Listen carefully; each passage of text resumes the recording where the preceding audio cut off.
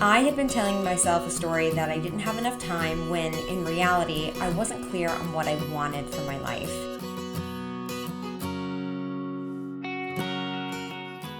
Hello, and welcome back to the Blissful Mompreneur podcast. I'm your host, Christina Hall, and I am so grateful you are here today.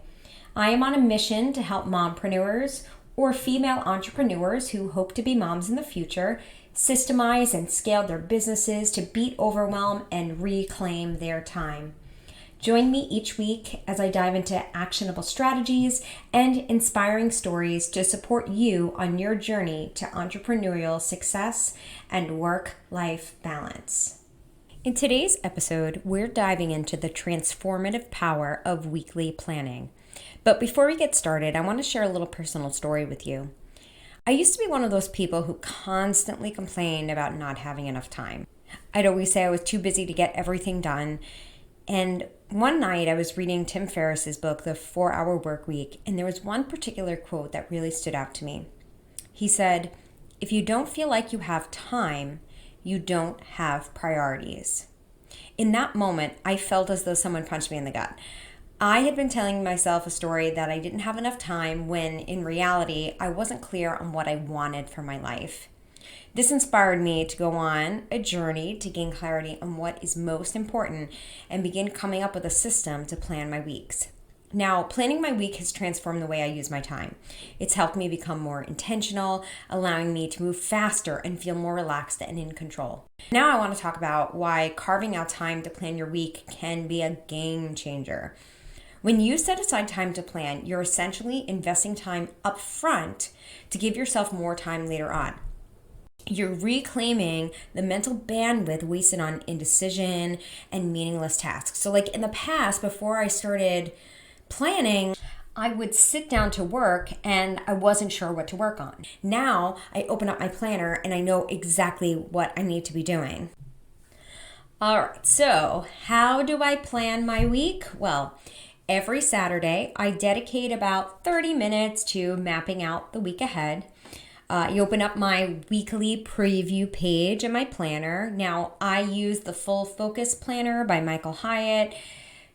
You can use any planner you'd like. I have no affiliation. I just really like the product. And on that preview page, the first section is the reflection. So I reflect on the past week. I list out 3 to 5 wins and note how far I got with last week's weekly big 3. And I will talk more about the weekly big 3 shortly. I then review my annual and quarterly goals. Now, I store these in Google Drive. I have a designated folder for goals, and I have a document for annual goals, and I have separate documents for each quarter. I also review my task manager. I personally use Asana, but any program works. And I review my iCal calendar, which is typically where I store appointments and meetings.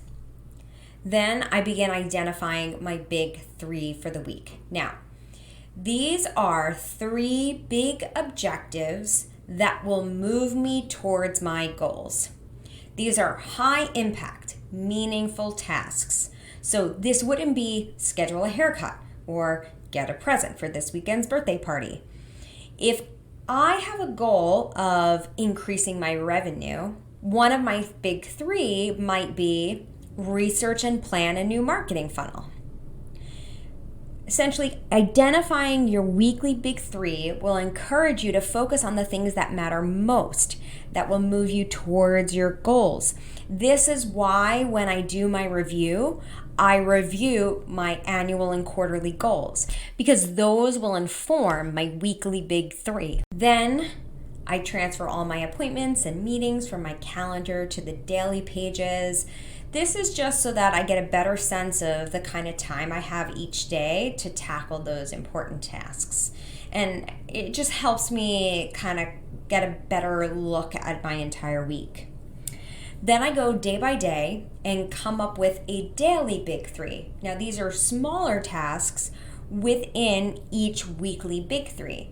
So using the example from before, if one of my big threes is researching and planning a new marketing funnel, one of the daily big threes could be brainstorm a list of 20 marketing ideas. Basically, you're taking your larger project and breaking it down into smaller, actionable steps that you could do each day. This makes it so much easier to tackle, and it reduces overwhelm. Because I'm sure you've had that experience of, wow, I have this big project, I don't even know where to begin, and then you're more likely to procrastinate, right? Because you're not sure where to begin. But when you're doing your planning, you're breaking those big projects into smaller, more actionable steps. And I'm sure brainstorming a list of 20 marketing ideas is far less intimidating than research and plan a new marketing funnel and like implement a new marketing funnel, right? That's just so big and can be really overwhelming. So after I figured out my daily big threes, I then list out all the smaller tasks that I need to do each day. Those are going to be like checking my email, calling to schedule a doctor's appointment, just kind of these smaller tasks that need to be done, but aren't big enough to move me towards my goals.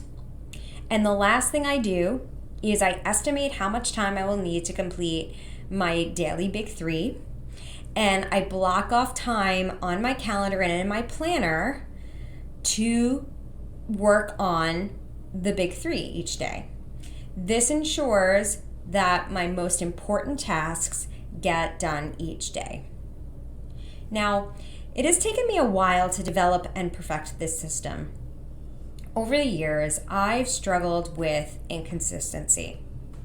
There were some weeks where I thought I didn't have the time to plan, so I would skip it, and every single time I would regret it because I would be way more stressed throughout the week and far less productive. So I cannot afford to not plan. Now, because I'm human, even though I know that, there would still be weeks when I wouldn't plan. What really helped me become more consistent was identifying my why. Why am I planning each week? I had to do some journaling and some deep reflection, and when I dug deep, I realized my why was that I want to be more present and patient with my family, and planning each week is how I can achieve that. So now, every time I want to skip my planning session, I think about my why. I think I want to be more present and patient with my family, and then that kicks me into action, and then I actually do the planning.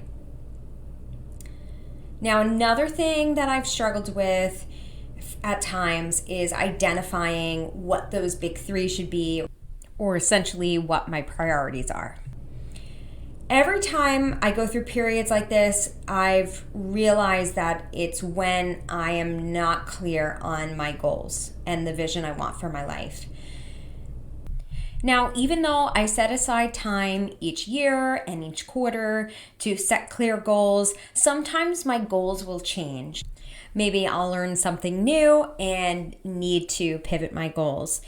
Usually this is apparent when I do my weekly planning and really struggle to come up with my big three for the week. When that happens, I then schedule some time to look over my goals, revamp my goals, and then once I do that, then all of a sudden my weekly big three becomes so much clearer. So overall, I cannot stress enough how helpful it is when you just take a little bit of time each week to reflect and plan. I would say in the beginning, this will probably take you about 30 minutes, maybe even longer, but you will get faster. There are plenty of weeks I could do this in 15, 20 minutes. If you don't already have a weekly planning session, open up your calendar right now and schedule your first session. Now, if you're driving, please don't do this. I want you to be safe. But when you get to your destination, open up your calendar and schedule your first session. Make this a recurring appointment in your calendar and stick to it. Now, I personally do it on Saturdays because I work Saturdays, and I do this at the end of my work week because I don't want to have to think about anything on Sunday. But some people do this on Sundays. Some people like to do this Monday morning to kind of start off their week. Other people like to do it like Friday afternoon because maybe that's the end of their work week, or Thursday afternoon because maybe they have like a 4-day work week. So you have to decide when is the most ideal time for you, but put it on the calendar. Make this a priority. Do this every week. It may take some time to find a system that works for you, but just get started. You will adjust and develop your own process over time.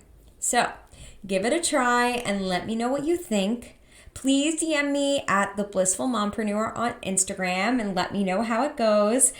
I read and respond to every message, and I really, really love connecting with you, so definitely reach out.